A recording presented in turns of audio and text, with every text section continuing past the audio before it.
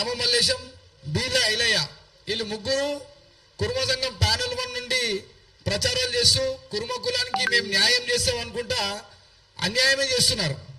అందులో ముఖ్యంగా మీరు ఇంకా బ్యానర్లో చూడొచ్చు, మా Beerla Ailaiah Aleru MLA, Congress party, Congress whip, government whip అయిన బీర్ల ఐలయ్య కుర్మ కులాన్ని ద్రోహం చేస్తూ కుర్మలం బీసీబీ 11 మేముండగా యాదవులు బీసీడీ 33లో ఉన్న వాళ్ళని తీసుకొచ్చి మా నెత్తి మీద పెట్టాలని చూస్తున్నాడు. ఇప్పటికే మేము తెలంగాణ రాష్ట్ర ప్రభుత్వంతో ఒక పెద్ద యుద్ధమే చేస్తున్నాం.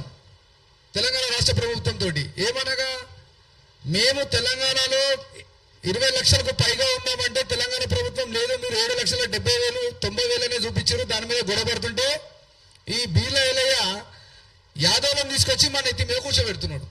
అంటే రాజకీయంగా కురుమోడు ఎదగొద్దు అనే దుర్బుద్ధి ఆలోచనతోటి, దుర్మార్గపు ఆలోచనతోటి ఈ బీర్ల ఐలయ్య ఈ ప్రచారం చేస్తున్నాడు. అంటే ఇది కూడా చూడండి, మేము ఇది డాక్యుమెంట్ అన్ని జిరాక్స్ తీసుకొని వచ్చి చూపిస్తున్నాము.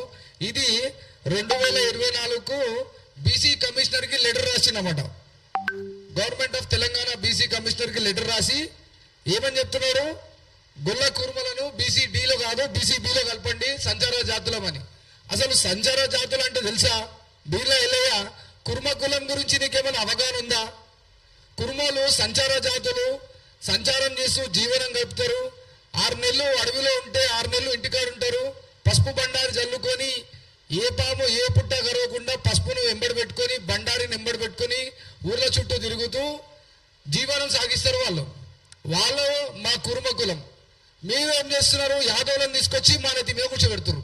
అప్పటిప్పుడో 1980 1970 టైంలోనే అన్ని కమిషన్లు గుర్తించి కుర్మలు సంచార జాతులు, వీళ్ళు అడవుల్లో ఎక్కువ ఉంటారు, బీరప్ప భక్తులు, వీళ్లకు బీసీబీ లెవెల్లో వేయండి అని చెప్పారు. అప్పటి నుండి మా కుర్మ పెద్దలందరూ పోరాడుతున్నారు ఏంటంటే బీసీఏలో పెట్టాలని. ఇప్పుడు నువ్వు వచ్చి ఈ యాదవులను ఆల్రెడీ డిక్లేర్ చేసారు, వీళ్ళు సంపన్నులు, వీళ్ళు బీసీడీలో 33లో ఉంటారు, వీళ్ళని ఇందులో పెట్టండి అని చెప్పి. ఇప్పుడు వాళ్ళని తీసుకొచ్చి మా నెత్తి మీద పెడితే మా రాజకీయ భవిష్యత్తు ఏం కావాలి, మా విద్యార్థుల భవిష్యత్తు ఏం కావాలి, ఎవరైతే గవర్నమెంట్ జాబ్స్ కి అప్లై చేయాలనుకుంటారో వాళ్ళ భవిష్యత్తు నాశనం చేయాలని చెప్పి చూస్తున్న బీర్ల ఐలయ్య. 3 సంవత్సరాలు అయ్యింది మా కుర్మ సంఘంకి వచ్చి.